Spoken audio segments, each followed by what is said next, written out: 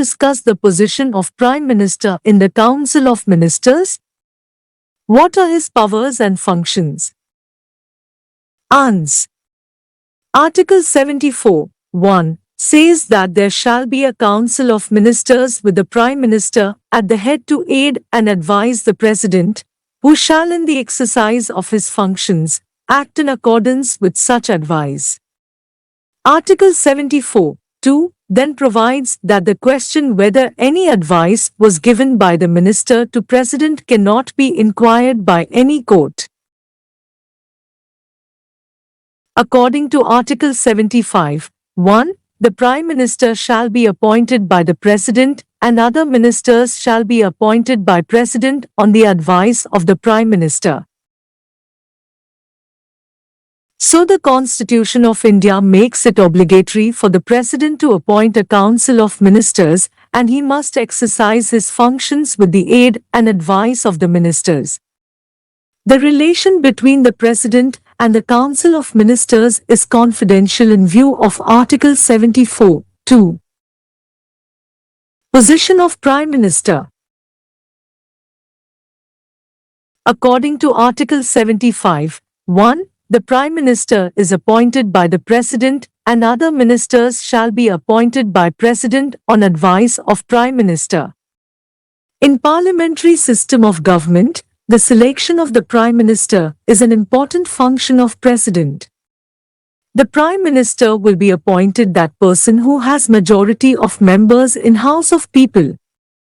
So in appointing the Prime Minister, the President can hardly exercise discretion and President's choice to select Prime Minister is restricted to the leader of the party in majority in Lok Sabha or a person who is in position to win the confidence of the majority in that house.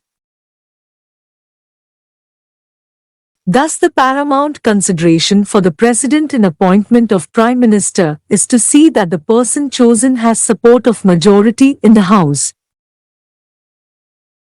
According to Article 75(3), Council of Ministers shall be collectively responsible to the House of the People.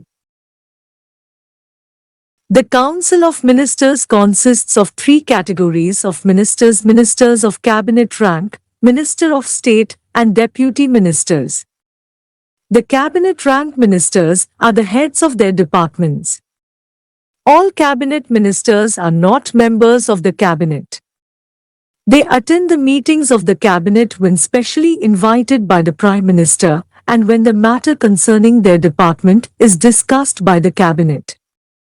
The salaries and allowances of ministers shall be such as Parliament may from time to time by law determine. The Ministers of State are formally of Cabinet status and are paid the same salary as the Cabinet ministers, and they hold independent charge of their department. The Deputy Ministers are paid lesser salary than the Cabinet rank ministers and have no separate charge of a department. Their task is to assist the ministers with whom they are attached to in their administrative duties. The Cabinet is the smaller body of the Council of Ministers. Though the Indian Constitution nowhere mentions the word Cabinet, but it does incorporate the essentials of a Cabinet system of British government.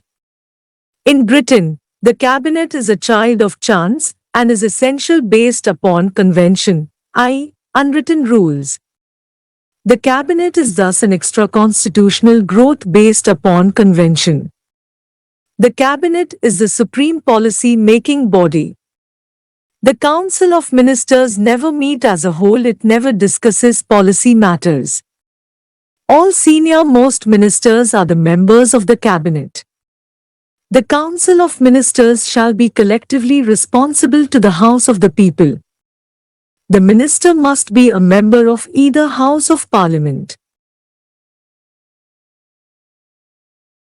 A non-member can become a minister. Article 75(5) provides that a minister who for a period of 6 consecutive months is not a member of either House of Parliament shall cease to be a minister at the expiration of that period. Thus, there is no legal bar that a minister must be a member of Parliament. An outsider may be appointed a minister, but he must become member of parliament within the period of 6 months.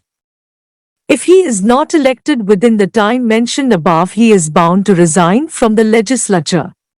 In SP Anand v. H.T. Dave Govda, AIR 1997 SC-72, it was held that a person who is not a member of either House of Parliament can be appointed by Prime Minister for 6 months as per Article 75(5).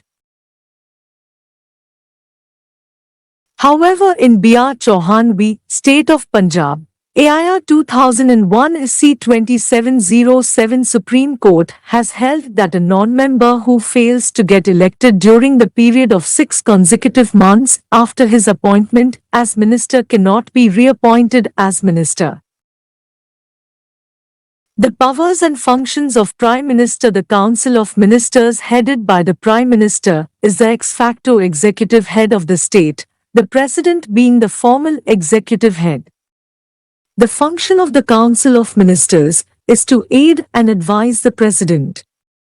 Previously, there existed a controversy as to whether the above tendered by the Council of Ministers was binding on the President. The Supreme Court had decided in Ram Javaya v. State of Punjab, AIR 1995 SC 549, and Shamsher Singh v. State of Punjab, AIR 1974 SC 2193, that the advice of Council of Ministers was binding on the President. After Constitution, 44th Amendment Act, 1978, the President may require the Council of Ministers to reconsider such advice. Article 74(2) provides that the question whether any and if so what advice was tendered by ministers to the President shall not be required into in any court. The Council of Ministers, with Prime Minister at its head, normally conducts the administration of the Union government through the various departments, formulates the policy of the government, determines its legislative program, and uses its initiative in the introduction and passage of legislation. It is the cabinet headed by the Prime Minister that prepares the Union budget and moves demands for grants. The foreign policy of India is formulated by the cabinet. Even the emergency powers of the President are actually exercised by the cabinet. In short, the Council of Ministers, with Prime Minister at the head, is the actual executive of the Union and the President is merely its ceremonial head.